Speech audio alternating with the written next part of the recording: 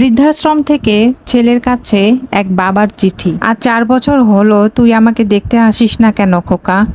যদি পারিস আমাকে এক নজর দেখে যাস। আমার শরীরের কন্ডিশন ততটা ভালো না।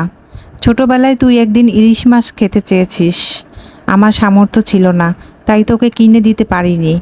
ওই দিন রাতে তুই রাগ করে ভাত না খেয়ে ঘুমিয়েছিস।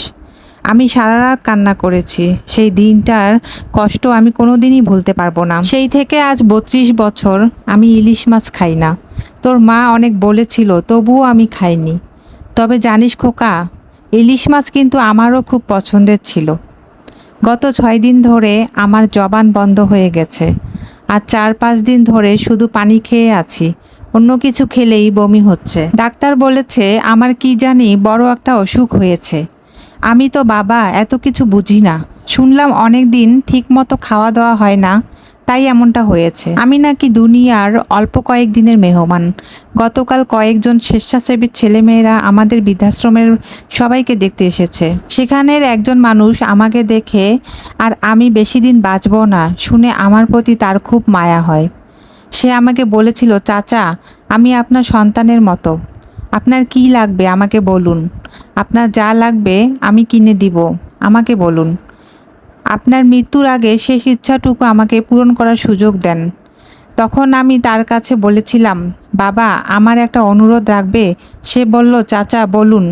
তখন তাকে বলেছিলাম, একটা বড় ইলিশ মাছ কিনে দিবে আর সাথে আমাকে 3000 টাকা দিবে। সে বলল, অবশ্যই কিনে দিব চাচা। কি বলেন? আপনি এর থেকেও বেশি কিছু চাইলে কিনে দিতাম, তবে একটা সত্যি কথা বলবেন চাচা, একটা বড় ইলিশ মাছ আর 3000 টাকা দিয়ে আপনি কি করবেন? আসলে ছোটবেলার সেই কষ্ট আজও মনের ভিতর লুকিয়ে আছে। খুব ইচ্ছে করে মৃত্যুর আগে আমার চোখের সামনে আমার খোকা বড় ইলিশ মাছ দিয়ে ভাত খাবে আর আমি তা মন ভরে দেখতাম। তাহলে আমার আত্মা উপরে গেলেও শান্তি পেত। আর 3000 টাকা খোকার হাতে দিব। শুনেছি আমার খোকা নাকি অনেক বড় অফিসার। তার 10 মিনিটের মূল্য নাকি 2 থেকে 3000 টাকা।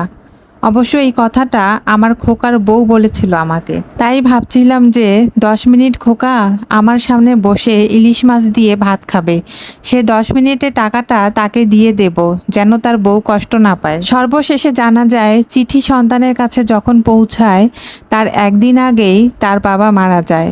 মারা যাওয়ার সময় বাবার হাতে 3000 টাকা মোড়ানো ছিল আর সাথে আরেকটা চিরকুট ছিল। সেখানে লেখা ছিল, মৃত্যুর আগে শেষ দেখাটাও হলো না খোকা, ভালো থাকিস আর তোর সন্তানকে মানুষের মতো মানুষ কর। যদি আমার এই চিঠিটা তোর হাতে কখনো পড়ে, সেদিন হয়তো আমি এই পৃথিবীতে নাও থাকতে পারি। তবে এটা জেনে রাখবি, আমি মৃত্যুর আগেও তোর জন্য আল্লাহর দরবারে অনেক অনেক দোয়া করেছি।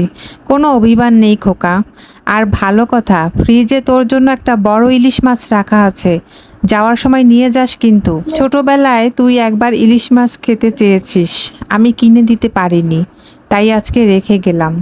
পারলে ছোটবেলায় দুঃখ দেওয়ার জন্য মাফ করে দিস খোকা। ঘটনাটি বলতে গিয়ে আমার চোখ দিয়ে পানি চলে আসছিল আর মুখ দিয়ে কোনো কথা বের হচ্ছিল না। আর এই ঘটনাটা বৃদ্ধাশ্রমে থাকা এক বাবার জীবনের বাস্তব ঘটনা।